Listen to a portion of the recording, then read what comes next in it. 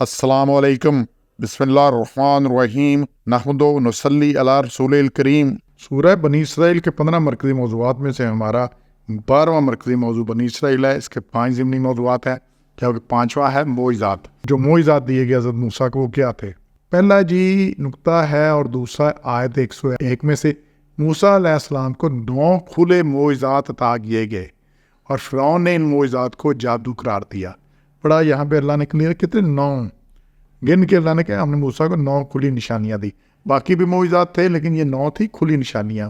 یہ 9 کھلی نشانیوں کا ذکر قرآن میں بھی آیا ہے۔ اور سب سے پہلے تو حضرت موسیٰ کو اژدہا دیا، ان کا عصا جو تھا وہ ڈنڈا جو تھا وہ اژدہا بن جاتا تھا، یہ بڑا معجزہ تھا۔ پھر ان کا جو ہاتھ تھا وہ چمکنے لگتا تھا، ید بیضا جسے کہتے ہیں۔ پھر یہ 130 نمبر آئے تھے سورہ اعراف کی کہ فرعون والے کو ہم نے کیا تمہیں اور میں وہ کے نقصان میں فصلوں کے نقصان میں پکڑا، یہ ایک معجزہ تھا۔ اس کے بعد پھر آگے پھر اللہ نے ان پر طوفان اور ٹڈی اور چچڑی اور مینڈک اور بہت سی نشانیاں بھیجی، لیکن وہ تکبری کرتے رہے۔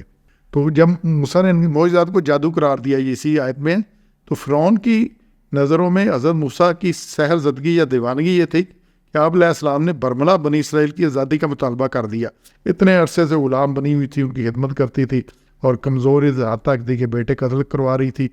تو فرعون خود کو رب سمجھتے ہوئے شہنشاہ بنا بیٹھا تھا۔ اس نے عذرائے تکبر موسیٰ علیہ السلام کے دعویٰ نبوت اور اس مطالبہ کو دیوانگی اور سحر پر محمول کیا کہ یہ ہے دیوانگی، اور رعایا کو بھی یہی یقین دلایا کہ یہ دیوانگی کی بات کر رہے ہیں۔ آگے 102 میں سے تیسرا نقطہ ہے کہ دل سے ماننے کے باوجود فرعون کا انکار رسالت۔ اسے البتہ تو جان چکا تھا کہ جو اس کو نازل کیا گیا اللہ، وہ جان چکا تھا اس کو۔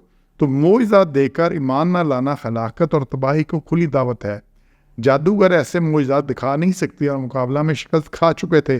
یا فرعون نے کرایا مقابلہ اس کے لائے ہوئے جادوگر جو کہ نام و اکرام مانگ رہے تھے اور پھر ایمان لے آئے اور پھر کسی چیز سے ڈرے نہیں، تو فرعون نے اس کو پھر بھی جادو قرار دیا۔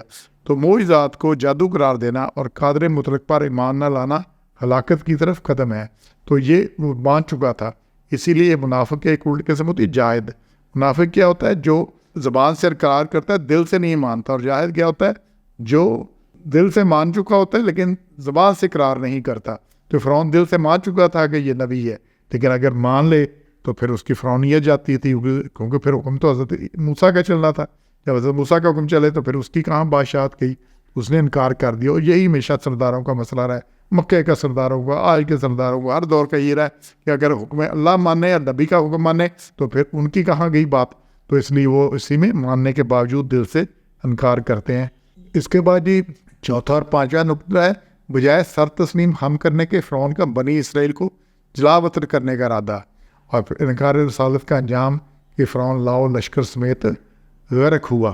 تو فرعون نے بنی اسرائیل کی بے کنی کے لیے ختم کرنے کے لیے ہر ممکن کوشش کی۔ پہلے فرعون رمسیس تھا، اس نے لڑکوں کو قتل کرایا تاکہ موسیٰ علیہ السلام کو پیدا ہوتے ہی ختم کر دیا جائے۔ تو پہلا فرعون تھا جو بچوں کو قتل کرتا تھا، بیٹوں کو، اس کا نام تھا رمسیس، اس نے قتل کرایا۔ اچھا وہ پھر حضرت موسیٰ اسی کے گھر میں پرورش پائی، انہوں اسی کے سامنے بڑے ہوئے۔ تو پھر حضرت موسیٰ 10 سال مدین رہ کے آئے، واپس آئے تو نبوت ملی۔ تو اس وقت تک وہ مر گیا وہ تھا، تو اس کا بیٹا تھا منفتح، وہ بادشاہ بن چکا تھا۔ تو جب آپ نے مقابلہ کی، اس کو معجزے دکھائے اور دعوت دی حق کی، تو پھر منفتح نے یہ جادوگر اکٹھے کیے اور سب کچھ مقابلہ کیا۔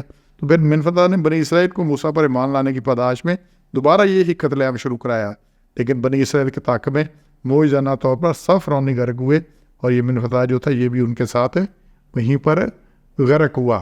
پھر چھٹا اور آخری نقطہ اس میں کہ بنی اسرائیل آزاد ہوگی 104 میں، اور ہم نے کہا بنی اسرائیل کو تم اس ملک میں رہو، اور پھر جب آخرت کا وعدہ آئے گا تم کو لے جائیں گے۔ تو اللہ نے وہی فرعون جو کرتا تھا سارا ملک بنی اسرائیل کو دے دیا، سب ان کے پاس اللہ اور باغات اور جو کچھ تھا اللہ نے ان کے دے دیا۔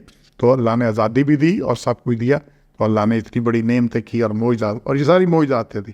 حضرت موسیٰ کو جو معجزات دیے گئے، فرعون کو جو معجزات دکھائے گئے، باقی ذرا کچھ ہوا تو یہ کھلے معجزات تھے، لیکن معجزات دیکھ کر بھی قوم نے اپنی اصلاح نے کی، خرابی پہ خرابی نہ فرعون نے کی نہ باقیوں نے کی، پھر انجام بھی خراب ہے۔ تو انشاءاللہ ہم نے ان چیزوں کو سمجھنا ہے۔ سبحان ربک رب العزت عما یصفون وسلام علی المرسلین والحمد للہ رب العالمین۔